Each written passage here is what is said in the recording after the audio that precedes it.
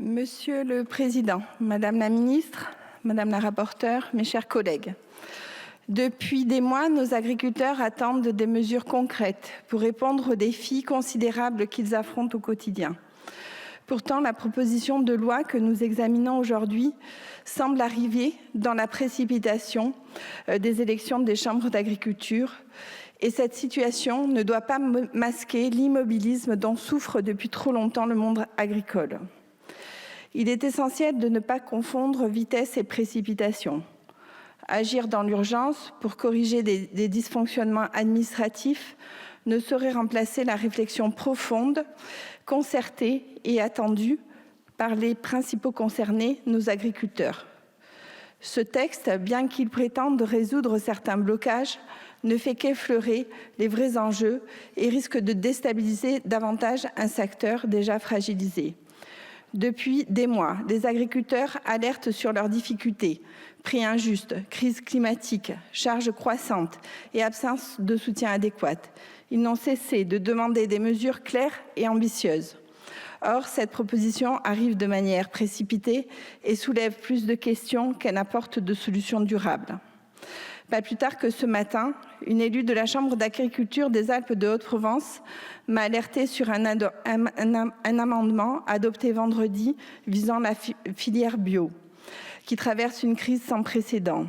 En matière d'agriculture, et compte tenu des attentes légitimes, il serait déraisonnable pour le législateur de déstabiliser encore davantage des modèles agricoles qui peinent déjà à se maintenir face à la pression des marchés. Toute réforme touchant le secteur agricole doit impérativement veiller à préserver ces filières au lieu de les affaiblir par des décisions mal préparées et mal évaluées.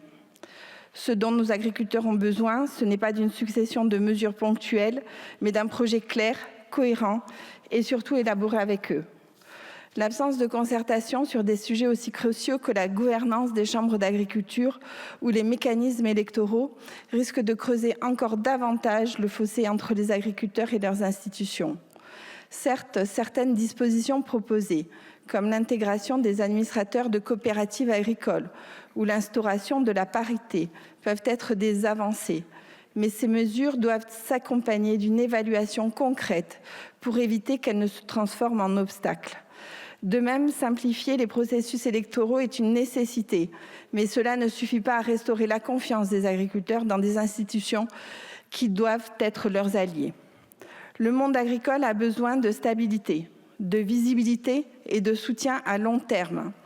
Or, cette proposition de loi, en répondant à la hâte à des urgences administratives, ne garantit pas ces éléments fondamentaux.